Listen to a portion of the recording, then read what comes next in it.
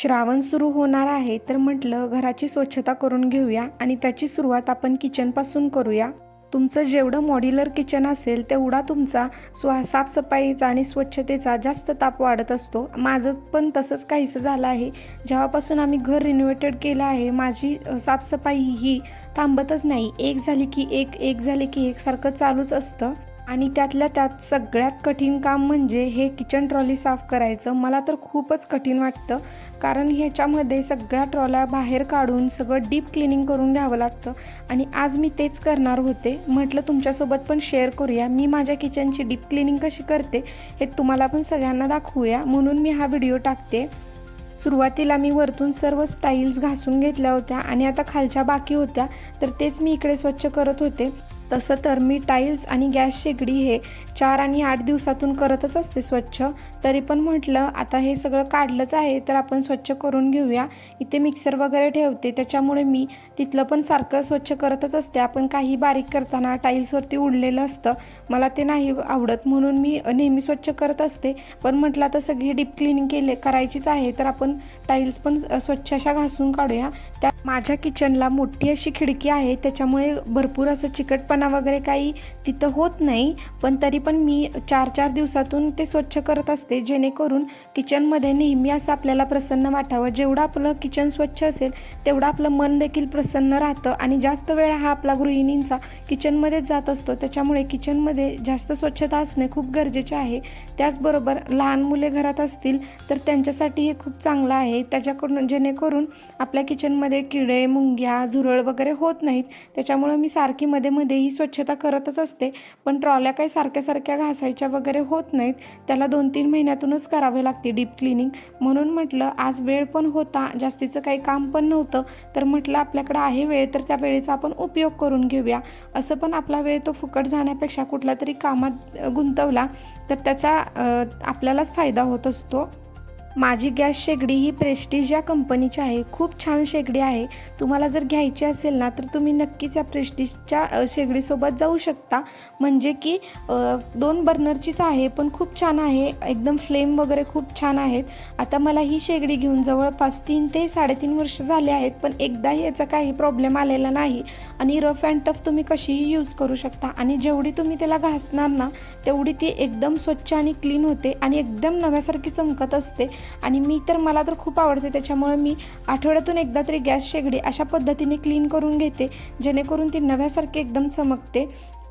मी हा सगळा पसारा काढून बसले होते, पण मला टेन्शन आलं होतं की सानू मला करून देईल की नाही. पण खरंच ती एकदम निवांत बाहेर बसली होती. तिला मी थोडेसे चिरमुरे वगैरे दिलेले खायला आणि ते निवांत खात बसली होती. हे बघून मला तर खूप समाधान वाटत होतं. आणि आता वेळ होती ह्या ट्रॉल्या साफ करायची आणि ह्याच्यातली भांडी पण मी घासूनच ठेवणार होते. म्हटलं आता आपण ट्रॉली एवढी स्वच्छ करून ठेवणार आहे तर आपण भांडी कशाला तशीच मांडायची, तर म्हटलं ट्रॉल्या पण घासून घेऊया, त्याचबरोबर भांडी पण घासून घेऊया. नंतर त्याच्यामधले आतमध्ये जाळ्या वगैरे शक्यतो नाहीत लागत, तरी पण मी एकदा झाडू फिरवून घेतला. म्हटलं लागली असेल तर एखाद दुसरी निघून जाईल, म्हणून मग मी आतमधून मस्त असं झाडू वगैरे फिरवून घेतला. आमच्या इकडे गॅसची पाईपलाईन असल्यामुळे शक्यतो आम्ही ते सिलेंडर रिकामाच ठेवतो, म्हणजे तो अर्धा आहे त्याच्यामुळे तो रिकामाच आम्ही तिथे ठेवतो. आणि बाकी जास्त मी काही तिथं सामान ठेवत नाही, कारण आतल्या साईडला असल्यामुळे जाळी मच्छर वगैरे होतात. त्याच्यामुळे मी ते स्पेस आहे ना ती रिकामीच ठेवते. आणि जी काय भांडी वगैरे असतील एक्स्ट्राची जी काय आहे, आम्हाला स्टोअर रूम आहे दिलेली, त्याच्यामुळे स्टोअर रूममध्ये मी ती सगळी स्टोअर करत असते. माझी फरशी काही एवढी घाण नसते, कारण माझ्या खालच्या साईडच्या ज्या ट्रॉल्या आहेत ना त्या रिमूवेबल आहेत, जसं की त्याला व्हील्स आहेत, त्याच्यामुळे त्या सहजपणे बाहेर निघतात. आणि ज्यावेळेस मी झाडू फरशी करत असते त्यावेळेस मी त्या बाहेर काढून तिथलं स्वच्छ करून पुसून घेत असते. त्याच्यामुळे त्या जास्त काही तिथली जागा घाण होत नाही आणि त्याच्यामुळे माझा खूप वेळ वाचतो. आपण जर नेहमीची कामं करताना ह्या छोट्या छोट्या गोष्टी जर लक्षात घेतल्या ना तर आपल्याला ज्यावेळेस आपण अशी मोठी कामं काढतो ना त्यावेळेस आपला बराचसा वेळ वाचतो आणि तोच वेळ आपण दुसऱ्या स्वच्छतेला देऊ शकतो. आणि इथे मी ट्रॉल्या वगैरे धुवून गॅलरीत वाळत ठेवल्या होत्या सुकण्यासाठी, त्याच्यातलं पाणी वगैरे निघण्यासाठी. तर म्हटलं तोपर्यंत आपण त्यातली पटापट अशी मी जास्तीची भांडी काही खाली ठेवत नाही, कारण मला ती सगळी एकटीलाच साफ करायची असतात आणि मध्ये मध्ये मी सगळी भांडी साफ करत असते. त्याच्यामुळं मग आमच्या तिघा चौघांना जेवढी लागतील आणि एक 4-2 पाहुणे आल्यावरती जेवढी लागतात ना भांडी, तेवढीच मी खाली ठेवत असते, जेणेकरून मला ते साफसफाई करताना अजिबात कठीण जाणार नाही, म्हणून मी तसं करत असते. आणि राहिला प्रश्न बाकीच्या गोष्टींचा, तर भांडी आपल्याकडे ती किती आहेत ह्याच्यापेक्षा आपण ती स्वच्छ किती ठेवतो हे खूप महत्त्वाचं आहे. काही लोकांच्या भांडी भरपूर असतात पण त्याच्यावरती धूळ कचरा भरपूर असतो, त्याच्यामुळे ते स्वच्छता करणं आपल्याला जास्त भागात पडतं. म्हणून माझं तर मत आहे, जेवढी तुम्ही वापरताना भांडी तेवढीच तुम्ही म्हणजे खाली ठेवावीत. बाकीची जी भांडी आहेत ती तुम्ही दुसरीकडे स्टोअर करून ठेवावीत, जेणेकरून आपल्याला घासताना म्हणजे ते त्रास होतो आणि बाकीच्यांना काही नाही जात बोलायला की किती भांडी कमी आहेत वगैरे, कारण घासणाऱ्यालाच माहिती असतं की त्या भांड्यांना म्हणजे स्वच्छता ठेवताना किती आपल्याला त्रास पडतो. असो, नंतर मी ह्या ट्रॉल्या वगैरे सगळ्या व्यवस्थित सेटल करून घेतल्या. वरची ट्रॉली पण तुम्हाला माहितीच असेल की 2 बटन असतात, त्या एक वरती करायचं असतं आणि एक खाली करायचं असतं. आणि असं केलं का ती ट्रॉली निघून जाते आणि बसवताना आपल्याला काही नाही, फक्त दोन्ही ह्याच्यामध्ये घालायची ट्रॉली आणि आतमध्ये ढकलून द्यायचे, अजिबात काही निघत नाही ट्रॉली. आणि एकदा चेक करायचे बाहेर ओढून ट्रॉली की बसली आहे का नाही.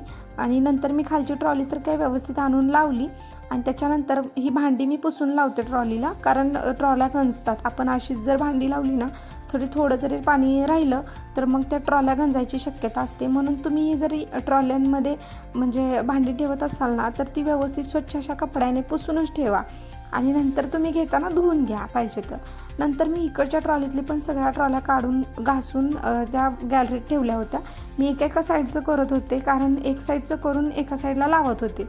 मग नंतर मी इकडचं मस्त असं इकडचं पण मी सगळं घासून वगैरे घेतलं आणि घेतल्यानंतर तिथं खालच्या साईडला पण तिथं पण तुम्ही बघू शकता एवढी काही घाण झालेली नाही आहे, कारण मी नेहमीच तिथलं झाडू फरशी वगैरे करताना पुसून घेत असते. मग नंतर मी इथले पण स्वच्छ असं ते स्टेनलेस स्टीलचे जे बनवलेले आहेत ना सपोर्टर, त्यांना पण मस्त असं पुसून घेतलं. आणि नंतर तिथली पण सगळी भांडी भरपूर होती, तिथली भांडी मला घासताना अक्षरशः खूप कंटाळा आला होता. पण म्हटलं आता असा कंटाळा करून चालणार नाही, तर तुम्ही बघू शकता इथं मी जाळीमध्ये पण भांडी ठेवलेली आहेत आणि त्याच्यानंतर किचन ओट्यावरती पण मी जशी होतील तशी घासून वरच्या साईडला काही खालच्या साईडला भांडी मांडत होते. गॅस तर मी घासला होता, त्याच्यामुळे मी गॅसवर पण भांडी ठेवत होते आणि खूप कंटाळा आला होता. जवळपास 4-4:30 वाजले होते आणि मला अक्षरशः ना खूप असं उभा पण राहावलं जात नव्हतं, पण असू दे म्हटलं. आणि आता ह्या कामाला मी सकाळी 10-10:30ला सुरुवात केली होती आणि कधी 6 वाजले माझं मला समजलं नाही. त्यामध्ये सानूने आज मला खूप मदत केली, ती म्हणजे अजिबात तिने मला जरा पण त्रास दिला नाही. आणि फायनल रिझल्ट तुम्ही बघू शकता, किती छान आणि सुंदर असं झालं आहे माझं किचन. आणि बघताना मलाही खूप असं समाधान वाटत होतं. तुमच्याही किचनमध्ये जर झुरळ होत असेल तर भीमसेन कापूर तुम्ही मागच्या साईडला वगैरे झुरळ जिथं येतात सिंकच्या बाजूला वगैरे तुम्ही टाकू शकता. त्याच्यामुळे काय होतं, झुरळ वगैरे आपल्या घरामध्ये जास्त येण्याचं प्रमाण होत नाही आणि थोडी जरी असतील तर तीही निघून जातात त्याच्या वासाने. आणि कसं वाटलं तुम्हाला माझं हे किचन क्लिनिंगचा व्हिडिओ, मला कमेंट करून नक्की सांगा. आणि अशाच नवनवीन व्हिडिओज तुम्हाला माझ्या चॅनलवरती बघायला आवडत असेल तर चॅनलला नक्की सबस्क्राईब करा. भेटू आपण पुढच्या ब्लॉगमध्ये.